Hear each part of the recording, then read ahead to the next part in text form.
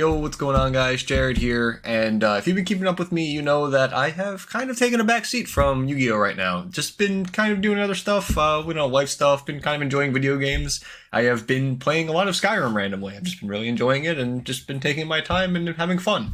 But currently, Yu-Gi-Oh! Has been in kind of a stale state. This is one of the long couple months where there's not really a lot of changes, couple product releases, but now we are slowly getting into the next month of April, where we can expect a ban list and, more importantly, Legacy of Destruction. I shouldn't say more importantly, they're both going to be very important, but regardless, Legacy of Destruction coming out in April, and as you can see, it is going to be coming out at in April 24th or 26th. That is where it's going to be coming out, and we get a slew of new archetypes and support for old archetypes, which I'm really excited for. I am most likely going to be doing deck profiles on a lot of these, so I am very curious of what you guys want to see in the future. So if you want to see these deck profiles or any other deck profiles, let me know in the comments, and please subscribe. I would greatly appreciate it. I am very excited to start cooking with these decks, but let's go ahead and see what this set has to offer for us. Okay, guys, Legacy of Destruction. This is going to be the cards in the set that we have to look forward to, that I'm going to be talking about very briefly. I'm not going to be jumping into anything very specific. I just want to give you guys just a little insight of what these cards are, kind of maybe a little bit what their idea is, an identity of what they do, and I'll let you guys decide on, say, down in the comments of what you want to see most, what you think is going to be most competitively viable and stuff like that, because a lot of these cards and engines seem very, very cool and unique compared to what we've seen in the past. So I'm really excited to see what we can do with some of these cards when they come to the TCG. But starting off with one of the three brand new archetypes that we're going to be getting is going to be the Gold Sarcophagus archetype, or it's going to be, I believe it's called something else in the TCG. But this is going to be pretty much an archetype based around this card, Gold Sarcophagus, and it is retrains of a bunch of old cards. Obviously, we have Galdora, Marshmallon, Silent Magician, Silent Swordsman, and the Gadgets. Very cool. A lot of the older players, I'm sure, really appreciate this. And this deck is kind of based, obviously, like I said, it was based around this card, but you have a board wipe in the form of Galdora, you have some negates and interruptions with these two, searching with Gadgets, and it doesn't have really one identity. It doesn't have any extra deck monsters. It just kind of is like a pile of good cards. It has a Rhoda type card. The Gold Sarcophagus searches again. So you have a lot of really solid cards going for it. And I'm really curious of what people can do with this deck. It's not seeing a lot of play in the OCG, so I'm really curious of what the TCG players might be able to do when they get their hands on it. Again, this is just a legacy deck right now, with just a bunch of retrains. But again, this is its own archetype, so it can be doing stuff on its own. We just have to see what we can do with it here. Next up, this is one I'm actually really excited for. It's called Rika. Rika is a deck that is based on insects, reptiles, and plants, and you actually are able to take advantage of an old card called Serpentine Princess. This is an ancient card that I don't think has ever seen play, really, as long as I've played, and I've played over 20 years. This is just one of those cards that I never actually thought would ever see the light of day until now, because this whole archetype's gimmicks is with the link summoning mechanic of it. All of their link monsters can special summon themselves back by putting a reptile, insect, or plant from your field back into the deck. So this gives you really good link climbing opportunities to be able to go into a 2, 3, 4, and even link 5 monster. This deck seems really cool. Again, this isn't seeing a lot of competitive success in the OCG, and I'm really surprised about it, because when I read and looked over these cards, they seemed really, really solid. A lot of people are comparing them to Tri-Brigade, and I really don't think that's a fair comparison. Yes, it's like 3 types and they make link monsters. That's as far as the Tri-Brigade comparison goes.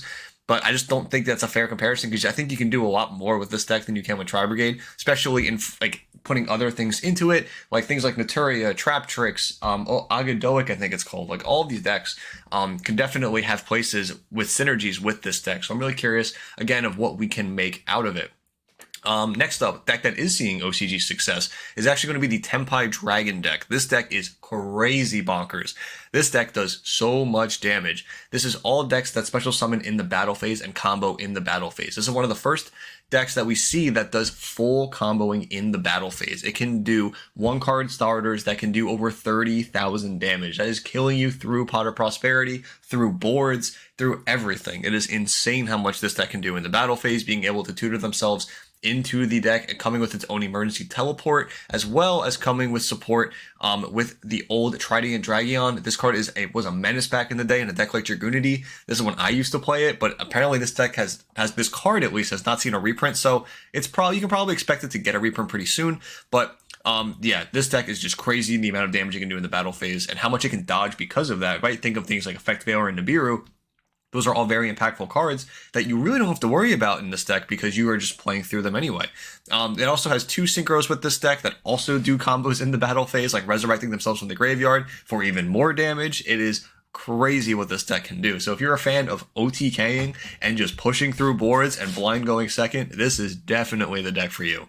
That is it for the 3 archetypes, the new archetypes that we are getting in Legacy of Destruction. It is just these 3: Gold Sarcophagus archetype, the Rika archetype, and the Tempest Dragon archetype. So let me know in the comments what you are curious to see. I am very interested in building kind of like all 3 of these, to be honest. This one I believe is going to be the least competitive out of the 3, but definitely looks very fun and enjoyable to use, to say the least. And Rika looks super fun to deck build. Tempest Dragon I think already seems pretty solid from the OCG, so I don't think there's much room for improvement here, but hey, I'm willing to try anything, especially since I'm a competitive player and I need to know pretty much all aspects of these cards and interactions, so it's very important for me. Next up is cards that are improvements for old archetypes. And I want to start off with like one of the ones that hits home for me is Lightsworn. Lightsworn is getting new cards that are in this set and actually makes some of the bad draws in the deck, things like Wolf, actually pretty decent. With something like Weiss here is able to put things from your hand to the top of the deck and then you can mill and special summon it. Very, very cool card. We also get Baby Judgment Dragon, or just Dragon of the Lightsworn, as a main deck level 4 monster. Again, very, very strong cards, and a new trap card, which helps you be able to move these cards around and be able to use it as an interruption, and it gets a bonus effect when it's milled that can like be able to set itself and be able to stop your opponent's effects. Like, you get free value off this card being milled, and you already have things like power spells like Charge of the Light Brigade and Solar Recharge. This deck could definitely see something if it can find the right build, as well as getting things in the extra deck too, right? It's not just main deck cards. We are also getting a new Synchro and a new Minerva, and we are also getting a new Fusion and Enlightenment Dragon. Both of these cards, I'm like, not too, like Minerva I'm more sold on, definitely. The Enlightenment Dragon, being able to having to use Punishment Dragon, I am not sold on that card. Twilight Swords, I definitely were a little bit more than I wanted more out of them, but hey, I'm always a fan of Lightsworn. This is like prime Yu-Gi-Oh to me, so I am super happy to see it. Speaking of the old type of archetypes that are getting support, Ancient Gear. Ancient Gear is getting support in the set too. I completely forgot that this was actually in here until I started looking at research for this video. But yeah, this deck is actually very changed in this set. They get a lot of new tools in here. Obviously, if you were an old player, you would remember Ancient Gears as summoning Ancient Gear Golem, or summoning Ancient Gear Gadgetron Dragon, or that random structure deck that had Max C, because that's pretty much all it was used for, right? So now this deck obviously was used, I should say, for being able to attack, and then things being either your opponent can activate things like the damage step, like spell or traps, or just battle phase trick stuff mostly, or you abusing things like Gear Town. Now this deck actually turns in kind of more of a combo deck. You see a lot of combos with this deck online, of ending on like 2 to 3 to 4, or sometimes even 5 interruptions with things like Super Heavy involved too. So this deck is definitely turning into more of a combo strategy. And I think if you're an Ancient Gear fan, which I know a lot of you are, the GX anime, this definitely could be a deck to look into. And I think that there could be something here. We just have to look, like, it always just takes more good players to be able to figure out stuff for these older type decks that get these supports. Next up, these are going to be decks that are going to be getting just like little bits of support, but they can still make a big differences. And there's no exception to this in the form of Centurion. Centurion is getting like 3 to 4 new cards next set. I actually did not put the Synchro down here, but the Synchro was very strong as well. And there's also a new trap. But yeah, Wake Up Centurion as the quick play spell, and then we have Gargoyle, and then we have the Synchro, and then we have another trap card. But the Synchro is bonkers. The Synchro being able to search rather than just be a draw like Legatia, and being a dark monster is very impactful and helps this deck push through so much. I actually made a video on this deck already previously, so if you want to go and check that out, because it is so crazy what this deck can do, play through, and achieve for such a little amount of effort now. It is crazy.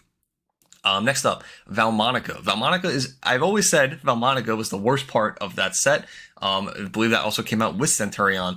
And these new cards, from my understanding, I have not looked into them too much, but from my understanding in the OCG, from what I saw, I believe on Road to the King, was that Relmonica is actually kind of getting more of a path now. I believe it had a very minor success in the OCG, so it did not do nothing. So it is actually able to do something, but I believe it is just kind of like spell resourcefulness and being able to link and pendulum summon your bodies and actually be able to summon the link monsters, unlike before where you were kind of just like scavenging to get those life point manipulations to be able to even make them in the first place to get those counters on the pendulum. It was just too many things.